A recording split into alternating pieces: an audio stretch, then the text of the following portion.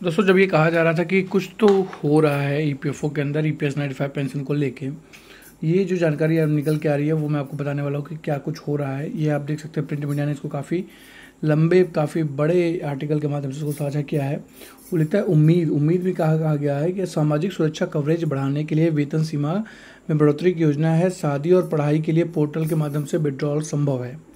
EPFO में न्यूनतम pension basic salary limit बढ़ाने की तैयारी कर रही है। आपको बता दें, केंद्रीय सामाजिक सुरक्षा कवरेज बढ़ाने की तैयारी में भविष्य निधि यानी ईपीएफ में तो बदलाव करने की तैयारी में है। सरकार ईपीएफ में न्यूनतम पेंशन को मौजूदा 1000 से बढ़ा सकती है। साथ ही रिटायरमेंट के समय पेंशन फंड से अधिक विड्रॉल की फैसिलिटी भी दिया जाने की प्रस्ताव है। सरकार ईपीएफओ को बैंकों के तर्ज पर खड़ा चाहती है। इसके लिए नियमों में बड़े बदलाव किए जाने की उम्मीद है। रिपोर्ट के मुताबिक सरकार चाहती है कि शादियों, मेडिकल ट्रीटमेंट, बच्चों की शिक्षा के लिए आसानी से पैसे विड्रॉल की सुविधा ईपीएफओ पोर्टल के माध्यम से ईजाद की जाए। यहाँ पर आप समझें कि पेंशन कवरेज का दायरा, जहाँ पर साफ देखें पेंशन कवरेज का दायरा क्या है कि ईपीएफ नियमों के मुताबिक अगर किसी कर्मचारी की बेसिक सैलरी 15,000 रुपये से अधिक है तो ईपीएस से नहीं जुड़ सकते हैं से अधिक है, भले ही ईपीएफ स्कीम से जुड़े हों। अगर ईपीएफओ के लिए वेज लिमिट 15,000 रुपये से बढ़ाकर 25,000 रुपये कर दिया जाता है तो वैसे कर्मचारी को ईपीएस योजना से जुड़ पाएंगे जिनकी बेसिक सैलरी 15,000 रुपये से अधिक है। ऐसे कर्मचारियों को रिटायरमेंट के बाद पेंशन मिल सकेगी। अधिकांश राज्यों में न्यूनतम मासिक मजदूरी 18,000 से 25,000 रुपये के बीच में है। अभी की 15,000 रुपये वेतन सीमा की वजह से 15,000 रुपये वेतन सीमा की वजह से ऐसे कर्मचारी को पेंशन, बीमा जैसे सामाजिक सुरक्षा से वंचित हो जाते हैं। अब आप समझें कि वेज लिमिट क्या होता है। वेज सेलिंग की जो बढ़ाई जाएगी, सरकार वर्ष 2025 की शुरुआत में ईपीएफओ की सैलरी की अधिकतम सीमा बढ़ा सकती है। रिपोर्ट्स के अनुसार ईपीएफओ में वेज लिमिट को 15,000 रुपये से बढ़ाकर 25,000 रुपये कर दिया जा सकता है।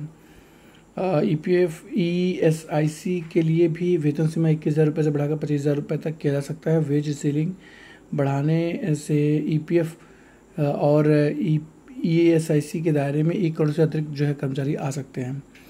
अब इससे क्या होगा कि इनहैंड जो सैलरी है वो घट जाएगी। जानकारों का मानना है कि इससे क्या होगा कि लेकिन पेंशन राशि बदल सकेंगे। अब इससे क्या होगा, श्रम और रोजगार मंत्री मनसुख मांडविया ने अधिकारियों से रिटायरमेंट के समय में विड्रॉल के नियमों को लचीला बनाने का सुझाव दिया है, जिससे कि सब्सक्राइबर्स बेहतर तरीके से फाइनेंशियल प्लानिंग कर सकें और पेंशन के तौर पर सालाना मिलने वाले रकम में बदलाव कर सकें।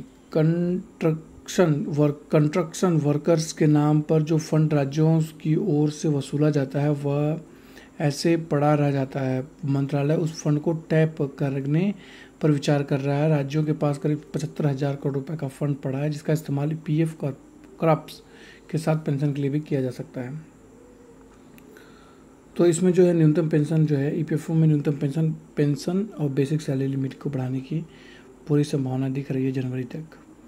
तो एक महत्वपूर्ण अपडेट था जो कि मैंने आपके साथ साझा किया है। मैं आशा करता हूँ जानकारी पसंद आएगा। इससे रिलेटेड कोई प्रश्न होगा तो कमेंट में जरूर लिखिएगा। फिलहाल के लिए इसमें इतना ही। नई जानकारी के साथ हाजिर होते हैं। अपने दोस्त को याद दीजिए, अपना ख्याल रखिए। बहुत बहुत धन्यवाद दोस्तों।